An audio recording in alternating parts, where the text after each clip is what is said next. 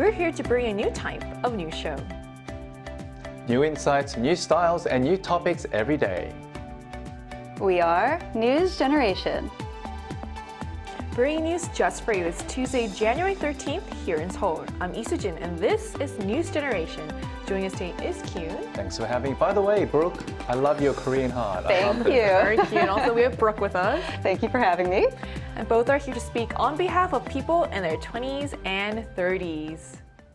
So we're now into the second day of the week, and today we're talking about something that always sparks strong reactions online. So when a beloved celebrity reveals they're dating or announces a marriage, the response can be immediate and quite intense. So some fans celebrate, others feel disappointed, and sometimes the conversation turns surprisingly heated. So that brings us to today's question. So when a favorite star goes public with a relationship or marriage, how do you think the public opinion tends to shift? This is a very tricky one, and it's very sensitive as well, but I think it really depends on the person who gets married, whether they're an actor, a model, or an idol. Now, in terms of idols, they have a wide fan base, meaning that some of them have supported way before they debut and up until they become famous. So the feeling they have towards their favorite stars is a little different to, I guess, fans of models or actors. So when they find out that, I guess, they've secretly dated someone, especially another celebrity or another idol, I think the immediate kind of response could be like closer to a shock, disappointment, or even betrayal. Now, although the initial reaction should be congratulating them, saying, oh, you know, it's great to hear that, I'm so happy for you, it is kind of understandable how different types of public opinions can arise, considering how devoted these fans they are to their celebrities way before they debuted. You can kind of understand both sides of this, so do you have anything to add to this, Brooke? Well, coming from an American perspective, I was kind of surprised when I first discovered that there is this sort of unspoken rule against dating amongst Korean celebrities, because for us, it's a part of the fun. People in America love speculating about the love lives of celebrities. There are even whole tabloids dedicated to, you know, going into the dating scandals of the rich and the famous. And it actually kind of makes you more popular. Not to say it doesn't bring hate as well. I think Taylor Swift is a great example of that, where she does get some flack for her dating history, but she also has tons of fans that love dissecting her lyrics and figuring out which relationship she might be referencing. They feel like it's authentic because she's had those experiences. But in Korea, something like that could never happen. Idols sing about love and romance, but they're expected to not actually have had those experiences. And if they do, they could risk losing their entire careers for it, which might sound extreme to some, but to others they say, well, if idols have the right and the freedom to date, then we have the right to stop being their fans if we, you know, feel that our feelings have changed because of that. And while, you know, you might not agree with someone's perception changing because of a celebrity dating or not, at the end of the day, it is their choice to be their fan or not. It is a very hotly contested and debated topic for sure.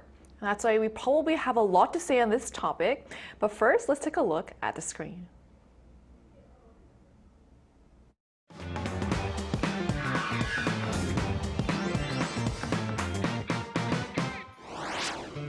For many fans, celebrities are more than just public figures. They're idols, sources of inspiration, and emotional investments, with fans dedicating significant time, energy, and money to support them. This kind of fan culture is especially strong in the world of K-pop. But when idols are revealed to be in a romantic relationship, that devotion can quickly turn into discontent and heated debate. Today on News Generation, we take a closer look at a recent dating rumor involving two top K-pop idols that captured widespread attention, why some fans strongly oppose idol relationships, and why in some cases relationships are not only accepted, but even welcomed. So as we just saw in a video, a recent dating rumor involving top idols sparked intense reactions within the fandom. From celebration to outright backlash, the response itself became a major talking point. So let's start there, Kyun. How did fans react to this latest rumor about two very famous K-pop idols? The reactions were quite heated, to say the least. When fans of BTS Jungkook and aespa's Winter found out about rumors of the two dating, Dissatisfied fans organize truck protest, a uniquely Korean form of fandom demonstration. Digital banners on each truck displayed messages like erase the tattoo, show responsibility, you broke our trust, stop deceiving the fans. Now, speculations about the two idols began circulating on online communities and social media in early December last year, driven by what fans claim are overlapping clues that those two were secretly dating.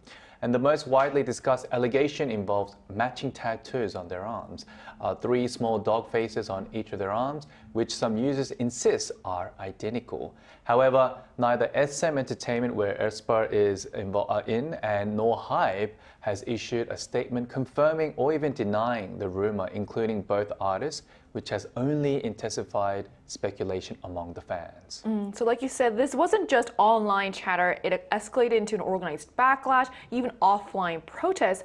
And what's striking is how familiar this pattern feels. So this isn't the first time idol dating has caused controversy. So Brooke, can you tell us about similar situations that have happened in the past? Sure, this is definitely not the first time we've seen controversies like this in the K-pop industry. In fact, from the same group, Karina from aespa also had to post a public apology acknowledging a dating rumor in the past, and BTS's Jimin had to address dating rumors as well. I'm a big fan of aespa and a big fan of BTS, so I do feel a lot of sympathy for these idols having to, go through this and navigate this situation. And to me, the idea of having to apologize for having a very normal, natural experience when you are a young 20-something is kind of hard to wrap my head around. But at the same time, that is the culture here, and it's been that way for a long time. And there are countries where it's actually even more strict. For example, in Japan, they have no dating clauses built into the contracts of their entertainers. And while Korea doesn't go that far, there still is that unspoken rule we've been talking about that essentially functions as a dating ban. Everyone knows what the consequences might be if some of these rumors come up, and it's a lot of pressure to be under. So I do honestly hope that one day there can be a little bit of wiggle room here with this very sensitive topic, because celebrities are still human beings at the end of the day, and this is a very human experience that they should get to have, I think. So that really shows how complicated the issue is. There might not be an official dating ban per se in Korea, but the expectations are clearly still there. So Kyun, that brings us to the bigger question. So why do some fans feel so strongly about their favorite idols dating? So fans have always had this strong feeling towards their idols dating long time ago from the past. And although it seems cruel to demand idols to stay single and give up on love at such a young age, the profession itself is built on quasi-romantic emotions with the fans for a couple of reasons. Now first, unlike entertainers in other fields such as actors or models, an idol's success depends heavily on the passion, time and financial investment of their fandom. Fans spend hundreds or even thousands of dollars to buy their albums, to attend fan sign events, coordinate mass streaming campaigns for new releases, promote artists, purchase merchandise and concert tickets, pay for subscription-based communication platforms, and even fund birthday advertisements or support projects. Now that's a lot, that's a long list.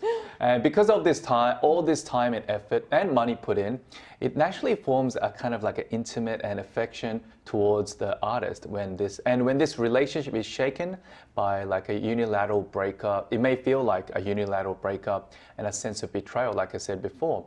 And also at a time when K-pop has been the most influential factor of the image of South Korea by foreigners for 8 consecutive years, reflecting its immense global influence, we must also consider whether it's right to simply condemn fan devotion.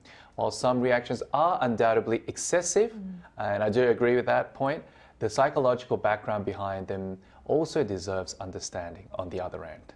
I think you made a good point, because I feel like as a culture itself, like K-pop fandom culture as a whole tend to be very dedicated, right. And fans tend to spend money in so many different areas. And you also see that with, you mentioned Taylor Swift earlier. Like obviously her fans spend a lot of money too, which is why they tend to make comments on it as well. So it's not simply about controlling idols' private lives, but about the emotional and financial investment that fans pour into them, and the sense of betrayal when that imagined relationship is disrupted. So Brooke, do you know of any other reasons why fans might feel so strong strongly. Right. I would agree that I think we should exercise compassion and understanding when we're discussing this very nuanced topic. And we shouldn't just dismiss anyone's feelings or demonize them for those emotions. I think we should look into why they might be upset. So some people argue that it's not really the dating part itself that bothers them. It's the attitude and the way that the celebrity handles the situation. So for example, if they are purposefully trying to send these little signals or hints, if it seems like they're enjoying the act of secrecy or deception, fans might feel a little disappointed by that. Or if the dating interferes with their professionalism in any way, they might feel discouraged after devoting so much time to that artist.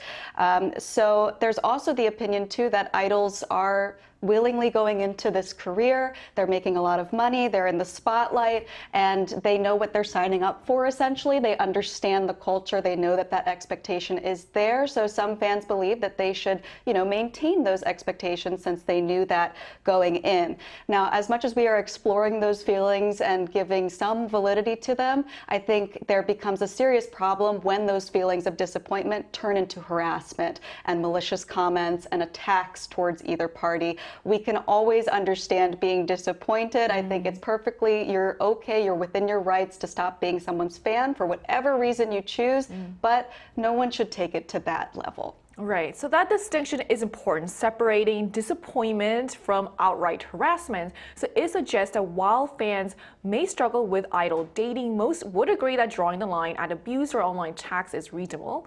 So we ran a poll on the Arirang News YouTube channel where we asked, what is your opinion on idols being in relationships? So here's what the results showed.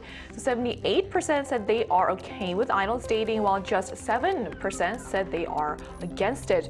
The remaining 15% say they feel neutral, suggesting that while dating remains a sensitive topic, public opinion is largely more accepting than in the past. So it's interesting to see that acceptance now outweighs resistance by such a wide margin, pointing to changing expectations within fandom culture. So despite the loud reactions we often see online, the data tells a quieter story, one of growing acceptance. And to better understand the K-pop fandom culture, we'll be speaking to a music critic, and that conversation will take place right after the break, so don't go anywhere.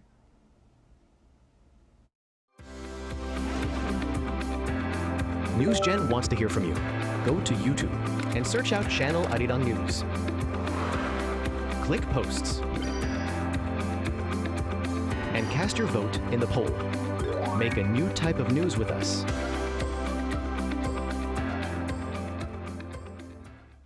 Joining us today is Jung Min-jae, a music critic and writer and a member of the selection committee for the Korean Music Awards. So hello, thank you so much for connecting with us today. Hello, good morning. Good morning. So how do dating standards and expectations for Korean idols compare to those overseas, and what makes the situation here in Korea so much more stricter?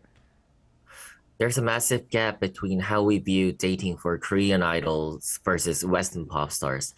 In Korea, dating is still largely treated as a taboo, especially for rookies or groups in their peak years. Compare that to the West, where dating isn't just accepted, it's often a selling point.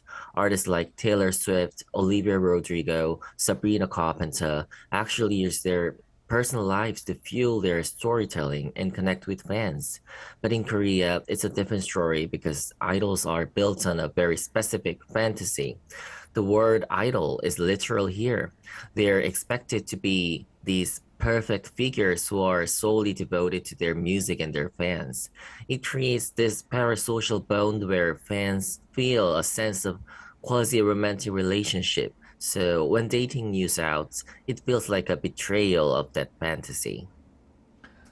Thank you, Min-jae. My next question is, from first generation idols to today's K-pop stars, how have public and fan reactions to idol dating changed over time? I'd like to say the general public's perception has shifted quite a bit. Back in the first generation, like HOT or GOD, dating news was a massive career-threatening scandal. But nowadays, the average person on the street is much more like, well, they're also human being, of course, they're dating. However, the core fandom hasn't changed that much. If a group is actively performing, fans still react very sensitively. there's something like fear that dating creates unnecessary new noise that might hurt the group's image or success. The only real shift is with senior established idols. Like if an artist has been in the industry for over decades and is in their 30s, fans are way more likely to give them their blessing. Since idol careers are much longer now, we're seeing a bit more flexibility, but the pressure is still very much there for younger stars. Well, thank you so much for your insights today. I have one more question for you. When dating like this leads to public apologies, what does that say about the industry as a whole? And do you think any changes need to be made? In general, dating isn't something anyone should have to apologize for, right? But in this industry, idols end up saying sorry because they feel they've broken the fans' dream or caused the distraction for their team. It's almost like how parents feel about a kid in their senior year of high school. Like they're thinking, you should be focused on your exams. Why are you distracted by your relationship?